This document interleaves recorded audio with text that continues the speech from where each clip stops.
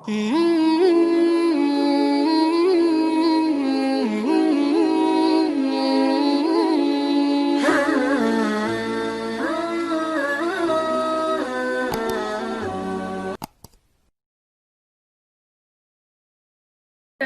di awal atau di tengah perjalanan hidupnya.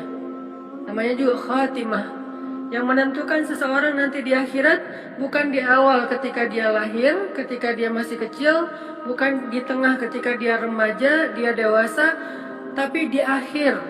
Dan di akhir ini adalah detik-detik atau beberapa saat sebelum ajal menjemputnya. Itulah yang menentukan nasib seseorang nanti di akhirat.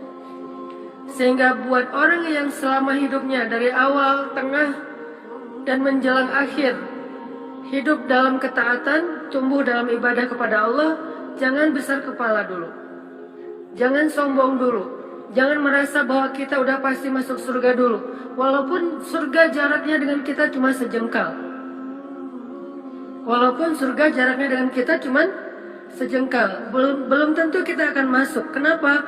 Bukankah terkenal hadis Nabi, seseorang yang sepanjang hidupnya beramal amal solih, amal ahli surga, sampai jaraknya ke surga cuma sejengkal, tapi di akhir hayatnya dia kufur kepada Allah. Kufur di sini macam-macam. Bisa kufur dengan cara yang paling tinggi yaitu syirik.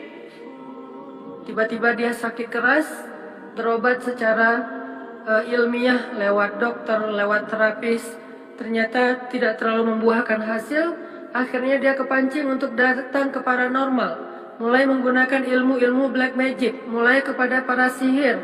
Akhirnya dia meninggal pula dalam kondisi seperti itu. Bukankah ini su'ul khatimah? Walaupun sepanjang hidupnya dia beramal solih. Bisa juga akhir hayatnya kufur bukan dalam bentuk syirik, tapi dalam bentuk sombong dan riya. Karena riya ini adalah syirik kecil.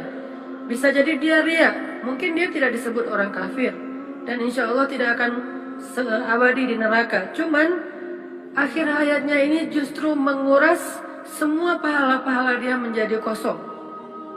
Yang harusnya dia termasuk orang yang ashabul maimanah, atau bahkan was-sabiqun as-sabiqun. Sepanjang hidupnya dia orang yang sabiqun. Apa arti sabiqun? Yang sangat spontan dalam kebaikan. Ada peluang kebaikan apa, dia duluan. Kayak Abu Bakar tuh sabiqun namanya. Ketika Nabi ngabsen amal soleh para sahabat, dan tentunya kita tidak mungkin menjudge isi hati mereka, karena Nabi yang nanya, siapa di antara kalian yang hari ini sudah bersedekah? Abu Bakar angkat tangan, ana ya Rasulullah, saya Rasul. Artinya kita nggak bisa menjudge, Abu Bakar riya, belum tentu kan, kita nggak tahu isi hatinya. Dan sekelas Abu Bakar insya Allah ngerti banget lah bahayanya riya. Nggak mungkin dia angkat tangan dengan niat riya, pasti dia tahu banget ruginya. Siapa di antara kalian hari ini yang sudah menyambung silaturahim yang terputus? Abu Bakar berdiri, ana ya Rasulullah, saya Rasulullah. Siapa di antara kalian yang hari ini sudah berbuat kebaikan ini, kebaikan ini, kebaikan ini? Setiap satu kebaikan yang ditanjang oleh Rasul, para sahabat berdiri secara bergantian, kecuali Abu Bakar As-Siddiq yang terus-menerus berdiri mengangkat tangan, ana ya Rasulullah, saya Rasul, saya Rasul, saya Rasul. Artinya apa? Dalam satu hari Abu Bakar itu melakukan kebaikan yang orang lain berbagi, share. Nggak mungkin dilakuin sendiri, tapi Abu Bakar melakukannya sendiri. Ini namanya as-sabiqun. Di dunia fahumus sabiqun, nanti di akhirat, sehingga dikenal dengan istilah was-sabiqun as-sabiqun. Orang yang di dunia berlomba-lomba, spontan, cepat, wasari'u dalam kebaikan, maka nanti dia di akhirat menjadi orang yang duluan masuk surga. Makanya ada dua kata sabiqun. Was-sabiqun as-sabiqun, artinya was-sabiqun yang berlomba-lomba di dunia, maka as-sabiqun nanti akan berlomba-lomba masuk surga di akhirat. Bisa jadi dia was-sabiqun as-sabiqun, bukan hanya ashabul yamin atau maimanah, tapi di akhir hayatnya justru dengan amal-amalnya yang istimewa itu kan lebih gampang kepancing buat riya ya. Kalau amalnya biasa aja ngapain riya? Justru karena amalnya istimewa, hafal Al-Qurannya banyak, baca tilawahnya banyak, tahajudnya itu udah bertahun-tahun, puasanya kalau perlu bahkan puasa bukan hanya Senin Kamis tapi Daud, kemudian sedekahnya di atas rata-rata orang lain, umroh setiap berapa bulan sekali, haji setiap tahun, kayak Ibnu Mubarak setahun haji setahun berjihad, pokoknya amalnya itu di atas rata-rata. Justru itu ujian untuk merahasiakan, menjaga keikhlasan itu akan lebih berat. Maka di akhir hayat, kalau dia terpancing untuk cerita ketika usianya udah kakek-kakek, seperti yang saya pernah cerita, saya pernah duduk di sebuah ruang DKM masjid di satu daerah lah di Indonesia, lagi ada acara tabligh akbar kayak gini di sebuah masjid. Karena emang saya jarang datang ke situ, akhirnya alhamdulillah anak muda yang mau ikut taklimnya rame. Sampai ya sekitar 10.000 lah, sampai memenuhi pelataran masjid. Setelah selesai acara kan 10.000 anak muda ini kan berarti semuanya dapat pahala mencari ilmu, sholat berjamaah, berjalan ke masjid, dan seterusnya kan. Pahalanya banyak banget, itikaf, ribat. Wah, kalau kita breakdown, itu kebaikan dari satu adegan itu banyak banget. Adegannya cuma satu, ke masjid, duduk, dengerin taklim. Tapi kebaikannya bisa banyak. Dan dikali 10.000 minimal.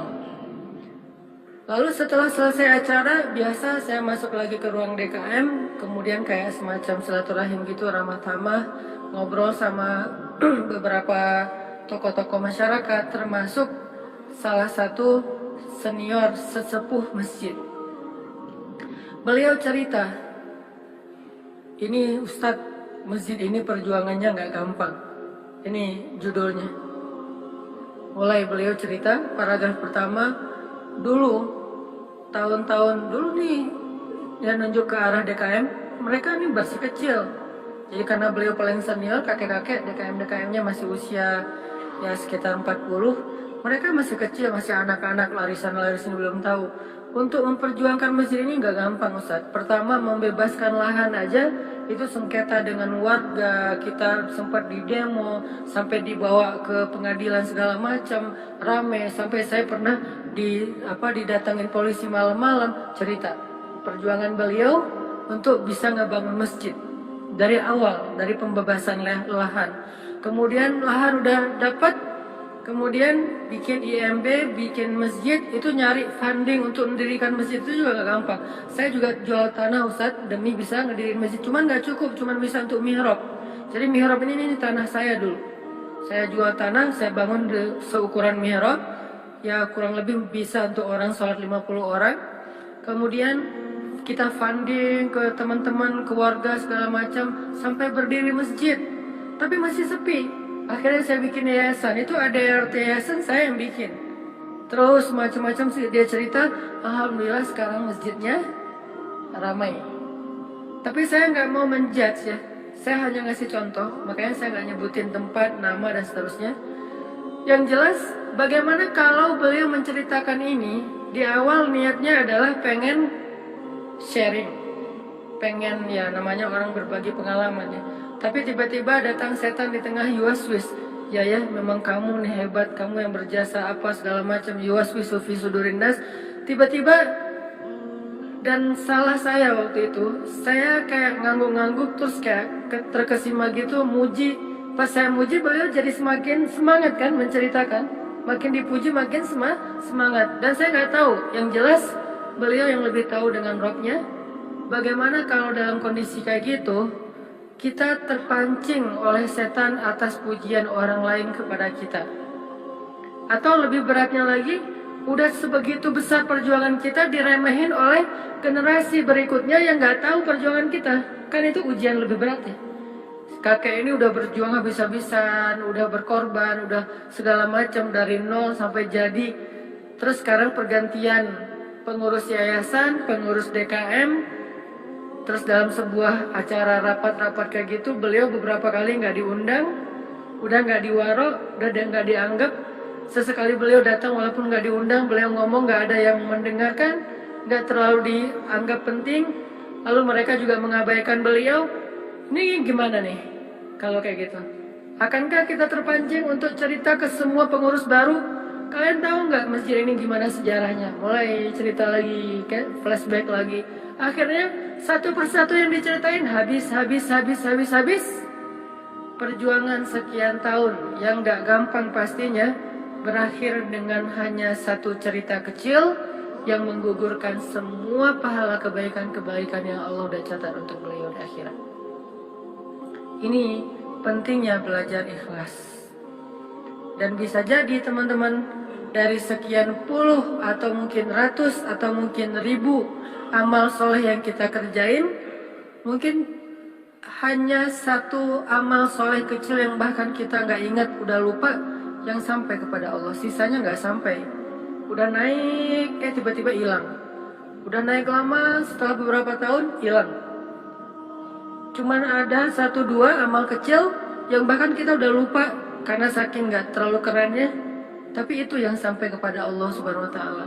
Makanya kata Nabi, la tahkiranna minal ma'rufi syai'an. Janganlah kalian meremehkan amal kecil, walaupun sekedar tersenyum di wajah saudara kalian ketika kalian bertemu.